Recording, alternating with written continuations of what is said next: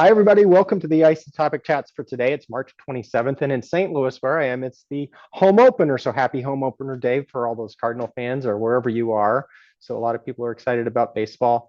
I'm not nearly as excited about baseball as I once was because the Cardinals aren't nearly as good, but you shouldn't take that.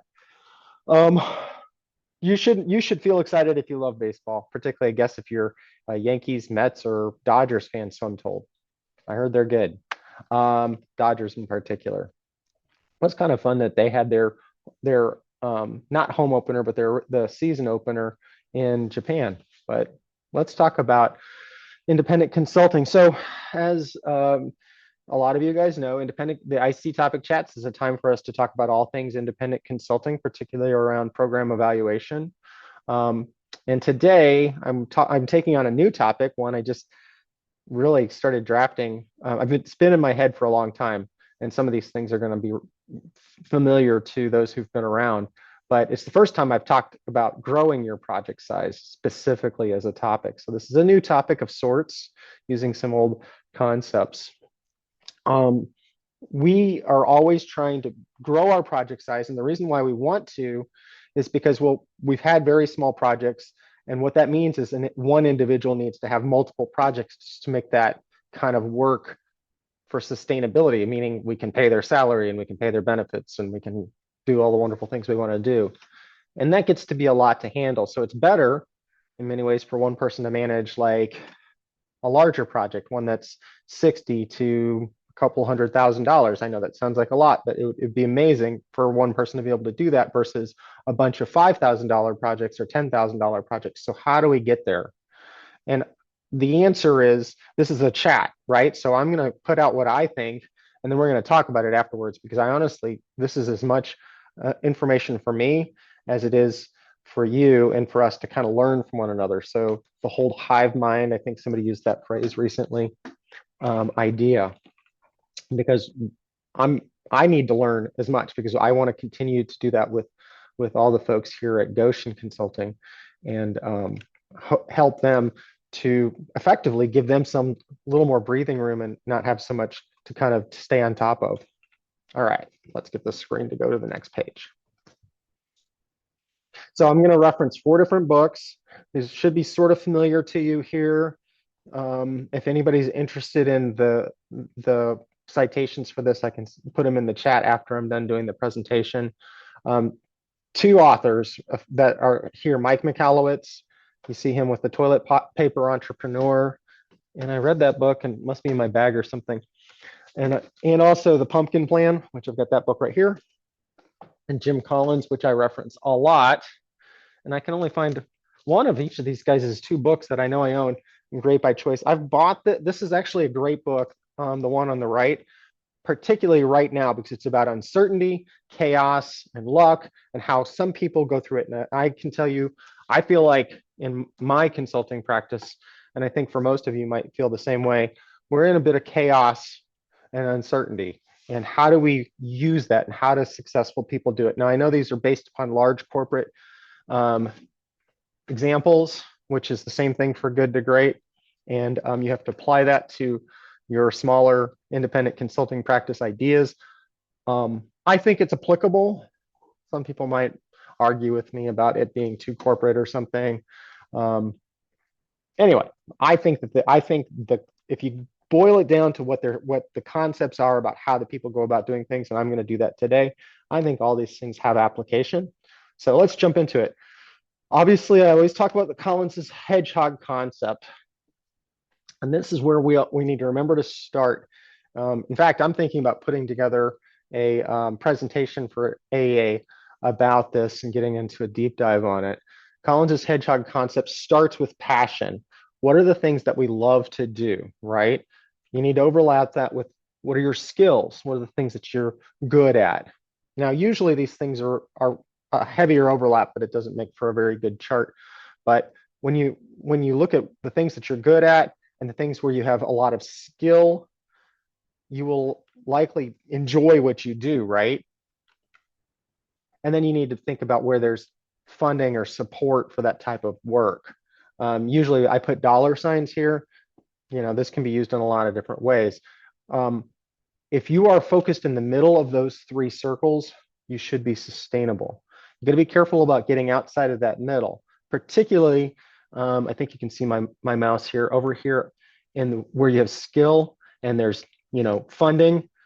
This is what I call the golden handcuffs zone. That golden handcuffs means you're really good at doing something, you're getting paid really well for it, but you don't love it. And there's a lot, in fact, a lot of people end up in careers, and that's what they do for their careers. They end up working in this golden handcuff zone. They give up on their dreams to do the thing that pays the bills. That's most of us go into independent consulting hoping to get out of that golden handcuff zone and get back into the good zone where they're doing things where their love is.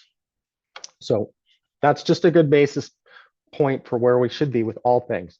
Growing your projects, you're not going to be able to grow a project if you're not working within your happy zone. Now, I often go into a whole nother concept of what's good for the world, but I think that would take us off on another side journey. So let's move on to Michalitz's areas of innovation.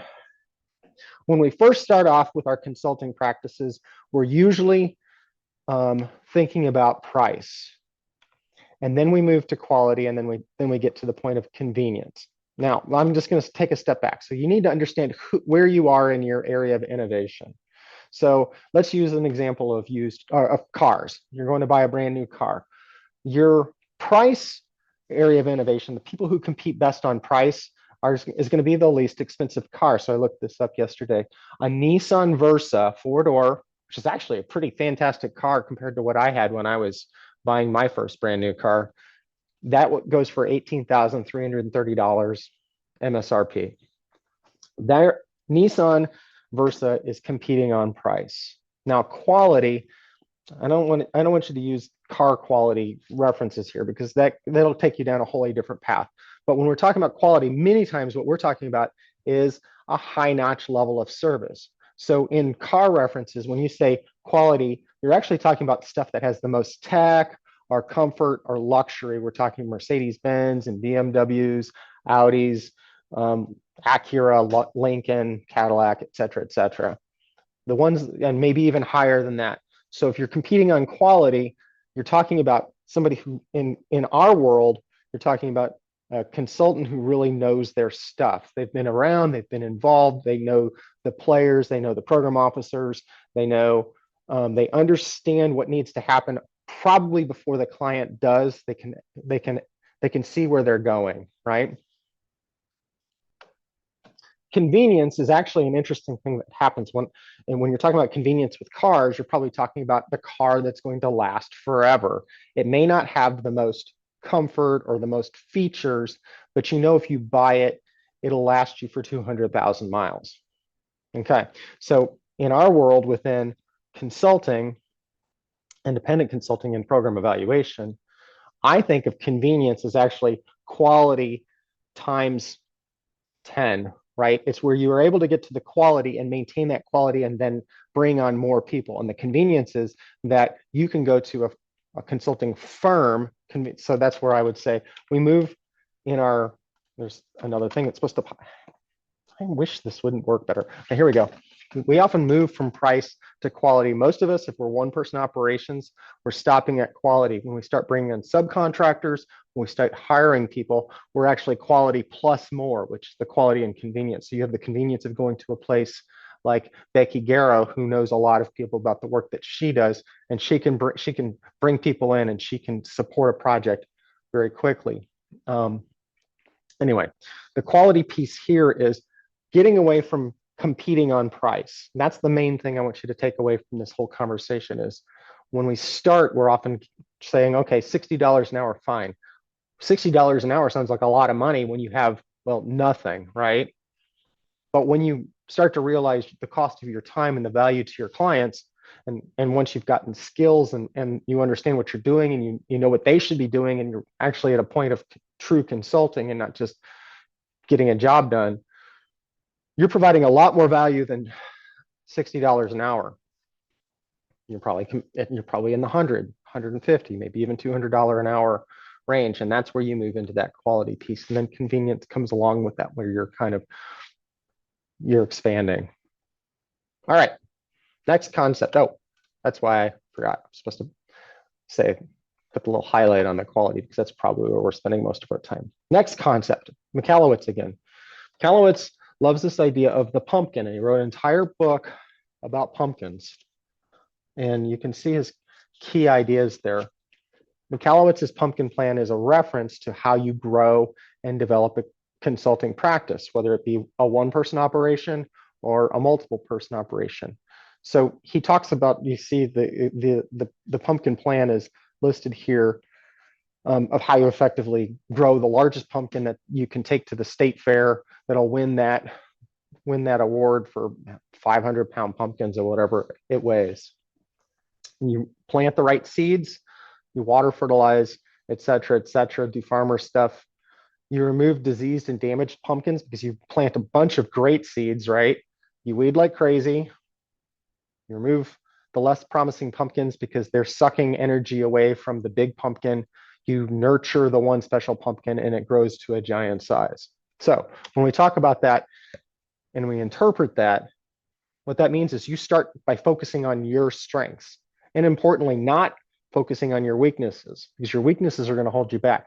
If you invest in your strengths, you're going to do the things that you love, getting back to that original idea of love, things that you love, things that you enjoy, and where there's an opportunity for funding. If you're focusing on those strengths, in this case, your niche or niche, you are going to be in a place where you can plant seeds, right?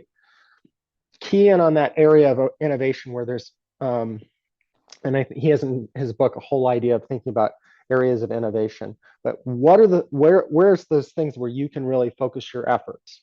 You're going to start serving clients. In many ways, you're going to serve clients that you love, and you're going to find clients that you don't like so much, which are effectively sucking energy away from your ability to serve your best clients.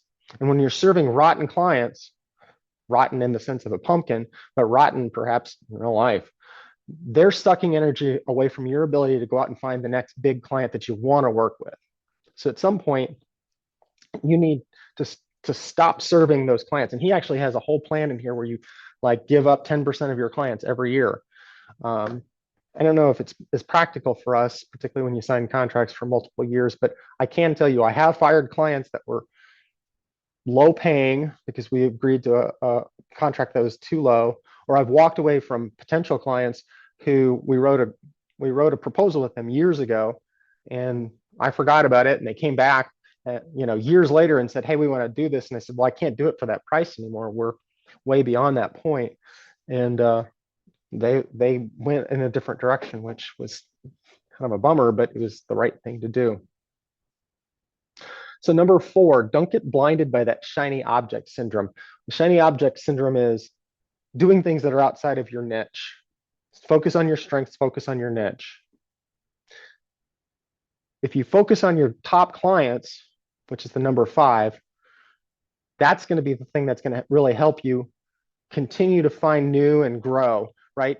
Either your top clients are going to say, "Hey, I've got something else for you to do," or they're going to take you to a meeting, or you're going to go hang out with them at other places where their friends are, or they're going to recommend you.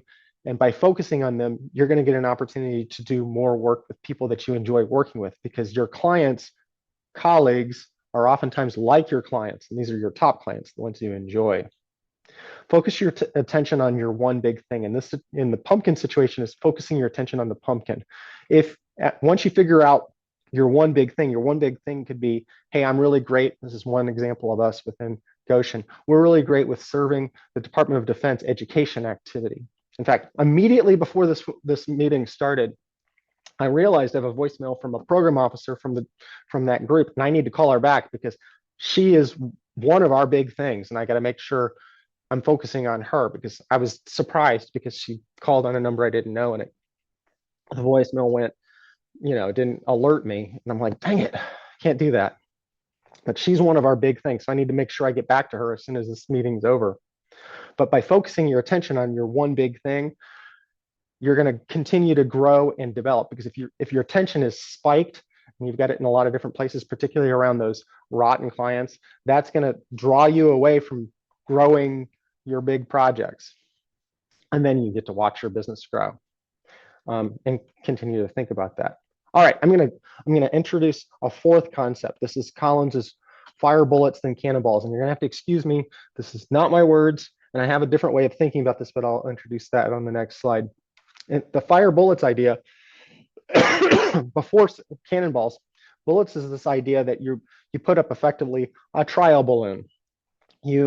If you are sitting there and you need to aim at taking down a ship that's barreling towards you, you're in a war situation. You have one cannonball, but you have 50 bullets.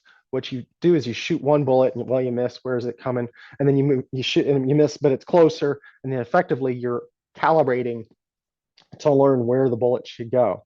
And then once you understand where you need to focus your efforts, then you put a lot of effort, effectively in this situation, a cannonball, by throwing it and sending it out there. And now you're committing a big series of,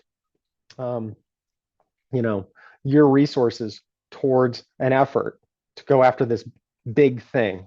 So let's talk through it in a flow chart. So I got a dry throat today. First, you fire a bullet. Then you ask the question, did your bullet hit anything? If no, well, you shoot another one. And then you keep doing this until you find your aim. Now, if it does hit something, does it merit a cannonball? And the key thing here, if no, then you go and you fire a bullet again. If yes, then you fire the cannonball. So I know it's a pretty simple example, but the key here is that you're actually thinking in empirical validation terms of whether you should merit a cannonball. So let's give an example here.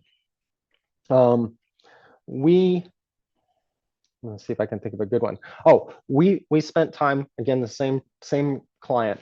We have a series, and we still have a series of smaller projects. They're smaller in budget, but there's a lot of them. We've continued to find ways to connect with the program, and part of it is understanding the clients. And by understanding the clients and their community of practice, we've been able to use that as an opportunity to talk to others about how you connect with this community of practice. Now, we're not being manipulative. We're actually helping everybody out because they want to be contacted. They want to have these connections within, excuse me, the STEM community.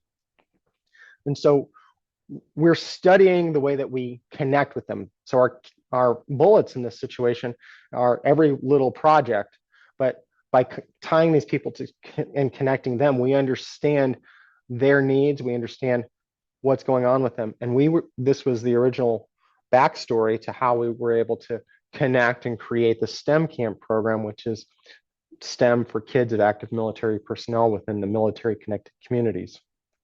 And so we use that as leverage to actually, it wasn't leverage, it was just really fortunate grant writing. We got into this big STEM collaborative with the Department of Defense. And so that's become one of the next things. So we invested time in STEM Camp, which was our cannonball. And now we're continuing to grow and develop and connect with other types of organizations, just like STEM Camp, except they're all bigger.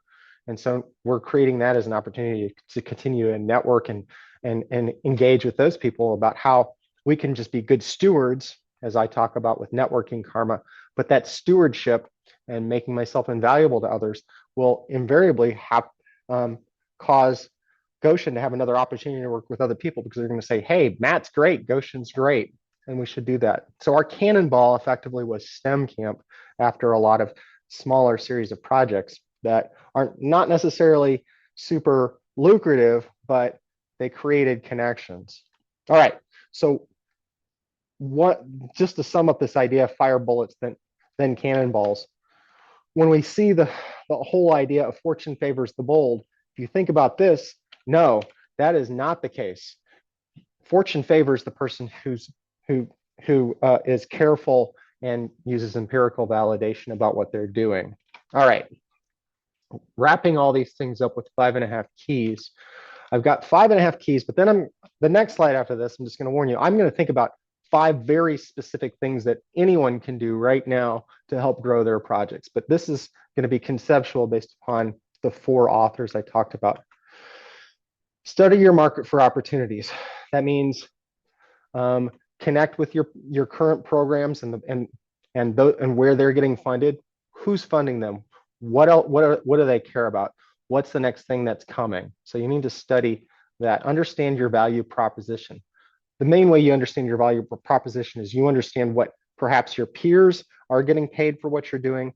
You need to think about what your fees are. We talked about that in April. That's the fee calculation, which I think is coming up in 2 weeks, maybe. It's coming up soon. Or is it next week? Anyway, whenever the fee calculation session is, understand what you ought to be charging. Take a look at the ICTIG, median rates, which we'll talk about at that session too. So that's how you can understand what you should be charging perhaps per hour or per day, but also understand what other people are getting paid and understand the budgets. I saw something come across the ICTIG communication boards the other day, and it was paid something like, I don't know, between $500 and $600 a day for pretty serious work. And I thought that's not a good opportunity for most of us. It's not really meeting our value propositions. Focus on your best clients. Spend time with them, think about what they're doing, find ways. I know we don't want to get into scope creep, but there are often times where you can do a little extra something perhaps within the scope of your project that's going to more than meet their needs. And so you should be thinking about that. Fire bullets than cannonballs, but I don't like that. So I'm just going to say, let's put up a trial balloon before committing, right? Let's find out what's going on. And maybe we have to put up several trial balloons before we fully commit to a big project. And my 5.5, as I often say, I like to do 5.5, validate before committing. Okay, before we're done, usually I finish here, I want to talk about practical things you can actually do, very specific things. So number one, I don't know why I need to tell people this, but I think it seems like a surprise to some of us. You should show up and schedule meetings with your clients and just ask them how things are going, not with the intent of asking them to give you another project. You're not hard selling anybody. You should just connect with your clients. This was the first thing that I learned when I was a consultant with a big national, international firm. They encouraged their young consultants to go connect with the clients when they were on site, because we traveled, and just I don't know, talk to them, spend time with them, because those relationships pay dividends, literal, figurative, not figurative, literal dividends down the road, because you get a connection. It's a human connection. And then they remember you and they say, oh, we should go contact so-and-so. Look for those unintended consequences. I talked about that before I started the recording. There's a lot going on, particularly in the United States federal government, with downsizing, layoffs. We don't need to go there. But with all of this, even when there's small changes within these programs, and there's large changes happening, there's going to be unintended consequences. There's going to be things that get left undone that nobody ever intended to be left undone. And so there will be emergency things that need to happen because we forgot about whatever, right? And those things will need to happen. Contracts will need to be made quickly.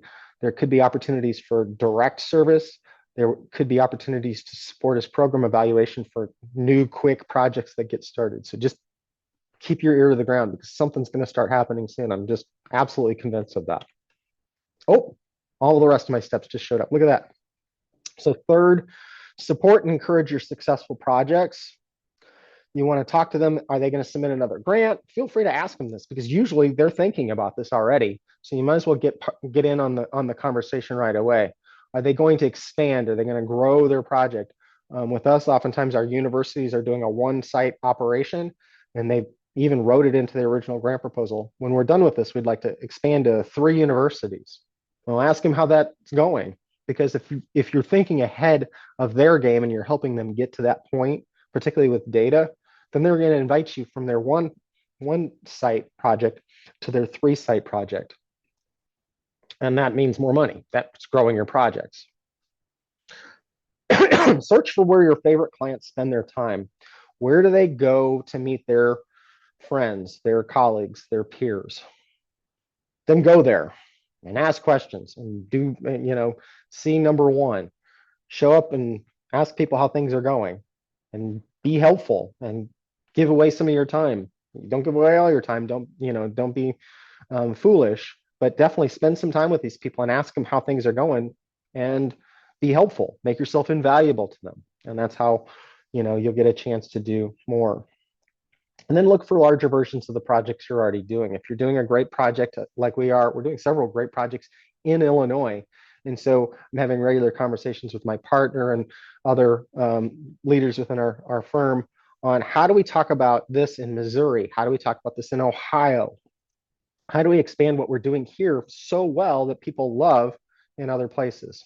And so when we figure those things out and we can connect with those people, we would ask for a virtual meeting, try and find out how we get connected with those people. So anyway, those are my thoughts. I'm actually more interested in what's going to happen now, which is the conversation. So I'm going to stop the recording. I'm going to say goodbye to everybody out in YouTube land, but everybody else stick around, okay?